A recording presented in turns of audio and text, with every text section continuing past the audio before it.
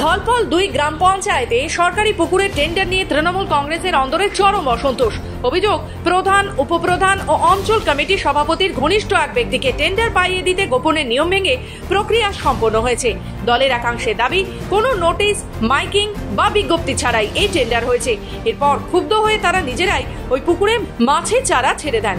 বিষয়টি ঘিরে সরব হয়েছেন দলের যুব সভাপতি নাসির হোসেন ও মাদার কমিটির সহ সভাপতি আমিনুর রহমান সহ অন্যান্য নেতারা। যদিও প্রধান গৌতমী দাস ও অঞ্চল সভাপতি গিরিজানন্দ সরকার সমস্ত অভিযোগ উড়িয়ে দিয়ে জানিয়েছেন সরকারি নিয়ম মেনেই টেন্ডার হয়েছে, প্রচারও করা হচ্ছে।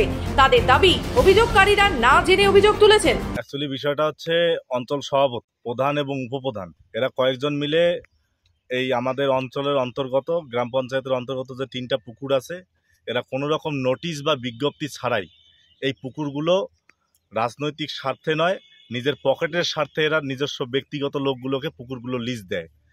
এটা বললে চলে, রাতের অন্ধকারে গুটি কয় ব্যক্তি নিজের স্বার্থ সিদ্ধি করার জন্য পুকুরটা, আমরা পার্টিতে কোর কমিটিতে আছি, আমি সহকারী সভাপতি ধলপল 2 নং অঞ্চল তৃণমূল কংগ্রেস কমিটির সবাইকে, সমস্ত নেতৃত্বকে, যুব মাদার শাখা সংগঠন থেকে শুরু করে সবাইকে অন্ধকারে রেখে রাতের অন্ধকারে পুকুর ডাক দেওয়া হয়েছে এবং লিজ দেওয়া হয়েছে 3 বছরের জন্য।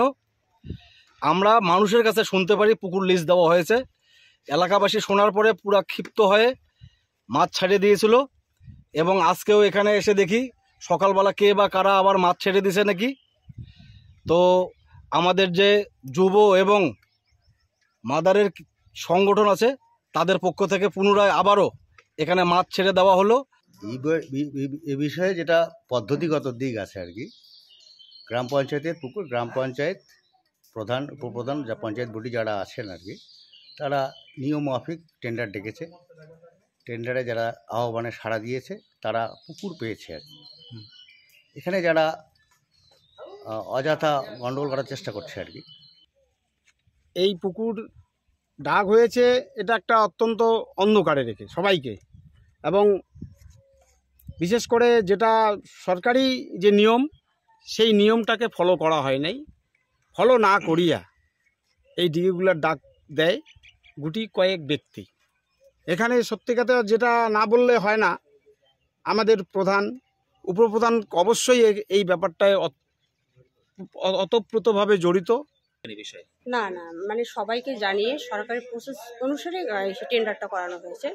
যারা এসব ভিত্তি মানে অভিযোগ করেছে এরা সম্পূর্ণ ভিত্তিহীন, সবাইকে জানিয়ে করানো হয়েছে। মানে আগের যাদের নামে পুকুর ছিল তারা নাকি কোনো নোটিশ পায়নি, না সবাই পেয়েছে।